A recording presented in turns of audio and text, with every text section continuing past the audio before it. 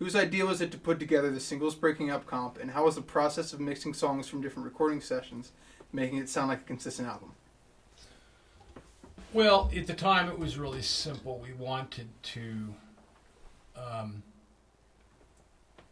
put out a full-length record, release a full-length of all of the little bits and odds and ends that weren't easily accessible if they were old DIY, punk rock 7 inches. I mean, one of them was on Mike's label. The first one was on Manny Thiner's label. The third one was on a label from Detroit called Third Gear, and so on and so on. And compilation cuts for different labels that wanted just one track for a compilation and things like that. And so we just wanted to put them all together into an accessible. It's really not much of an idea. The only idea is just to like, hey, can we make a full length release out of all these singles and odds and ends? It wasn't like they were geared as singles per se. Like the idea of taking a single is to take the song from the album that has the most commercial potential and make that a single release. It wasn't.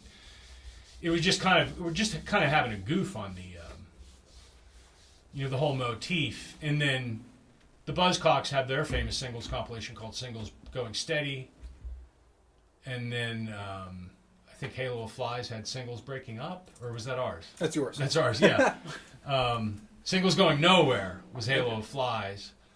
And so we were like, well, like Singles Breaking Up, kind of a play on, intimate relationships only lasting so long, and, in a very make the scene kind of way. Those relationships never last very long. And so it was like Singles Breaking Up, singles already broken up before they got together, just goofing on that, riffing on that, or whatever, and then we made it Volume 1 because the likelihood of there ever being a Volume 2 was so preposterous that it was just an additional goof to say Volume 1. There's really not much more of an idea other than to make a full length, release out of fragmentary,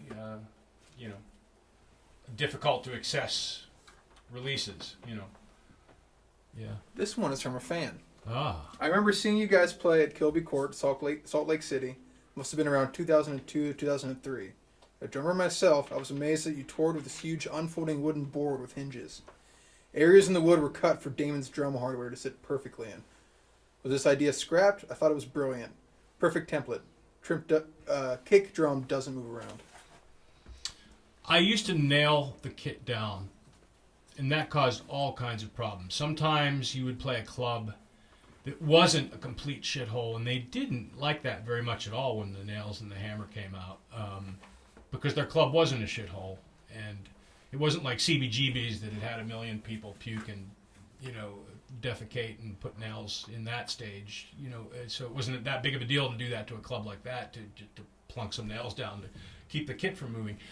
But sometimes a nicer club, they didn't appreciate that, and so there was that friction, that problem that got caused by nailing. And then one time I almost put this kid's eye out.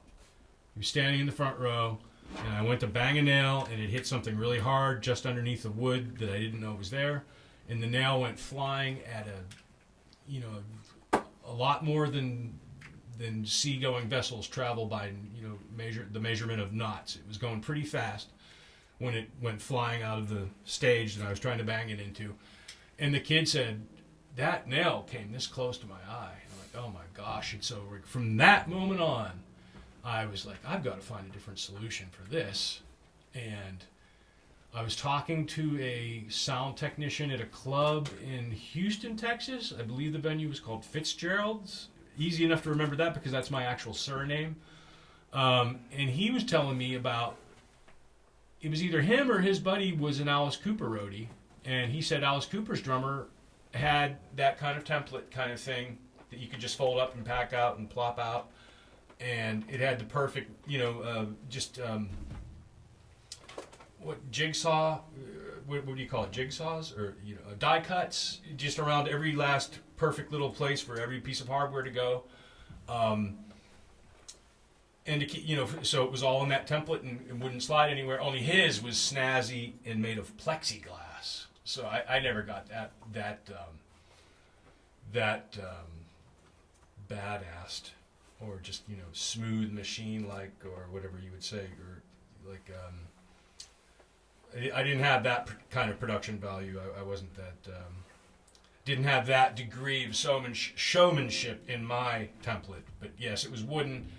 Solved the problem of pissing off club venues. Solved the problem of almost putting a kid's eye out. But then just recently, somebody sent me a picture of Elvin frickin' Jones nailing his bass drum down way back in the day. So, I think what I responded to the person that sent me the picture of Elvin Jones nailing his kit down, I said, like, I wonder if he almost put some kid's eye out at one point in time or not. No, there was a really half-assed idea someone shared with me once upon a time. They say, tie a cord to each spur of your bass drum and bring it around the back of your throne. I tried that once, and that's a jackass method of that's a jackass endeavor. I'll just say that. Make a template, like, and jigsaw cut your pieces out where you need your stuff to go. That'll work. Or just do what I do now, is get old and be not strong enough anymore that it matters, and just use an old shaggy carpet like I have going. I think the last domestic Don Cab tour, I think this carpet right here was rolled up and carried like this in and out of the van. Once we finally did away with the template, just because it was like, let's just try this carpet. Carpet worked. Worked out all right? Yeah, still does. So this is perfect for what you were just talking about with the album covers. Could you go through each album cover and give a few anecdotes on the images and why you chose the album cover? I could try. For Respect album art was an idea of Frank's in mind to just kind of they call old Don Caballero DOG Caballero. It's been dubbed or nicknamed. We were just very dog centric in our imagery and dogs were like our mascot for that first that first iteration of Don Cab. And we'd already done some artwork with Paul Brainerd. Had done a single sleeve with dogs, like they were leaves on a tree.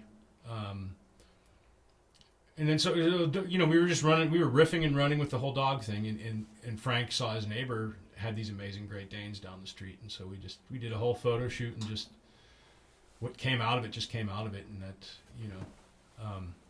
we were also we were just getting started, pretty green, pretty naive, maybe fresh. So I mean,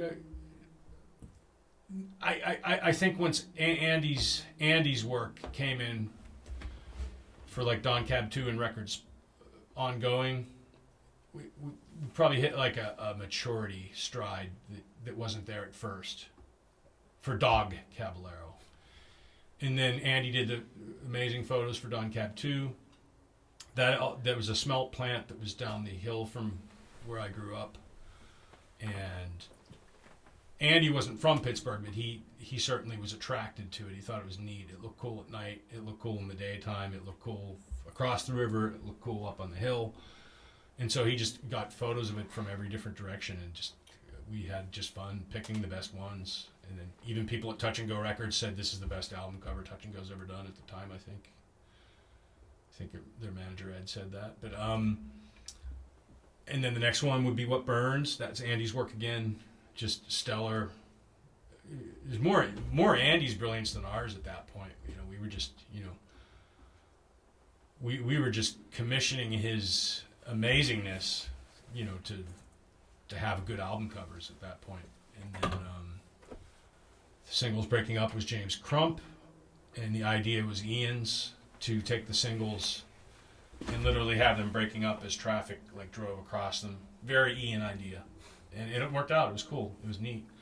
And people were so interested. The passerbys on the street. They wanted to see the They wanted to see if there was a record worth grabbing, you know, like if it was anything any good, or if it was just, you know, garbage. Let's see. Oh yeah, American Dawn was Andy again. You know, it really wasn't so up to us. It was kind of up to what Andy was up to, you know, and then like, do you want to see what I'm up to, and do you see if you like any of this for a next album cover? And so, you know, that's usually how all of that stuff got picked. And then when I moved on with like a completely new incarnation of Don Cab on Relapse Records, Andy was gracious enough to still work with us, even though there was some, you know, not everybody was into the idea of me, you know, doing a whole new Don Cab without any original members on a new label and everything. But Andy was gracious enough to stick in there for one more. And then for Punkasm, I think Matt Dayak was chomping at the bit to work with us, and so we looked at some of his stuff and liked it enough that we gave that a whirl. And did that answer all the questions you asked about the album cover? Mm-hmm. Okay. That was every album. Okay, yeah, I tried to hit everything. I think I got them all, yeah.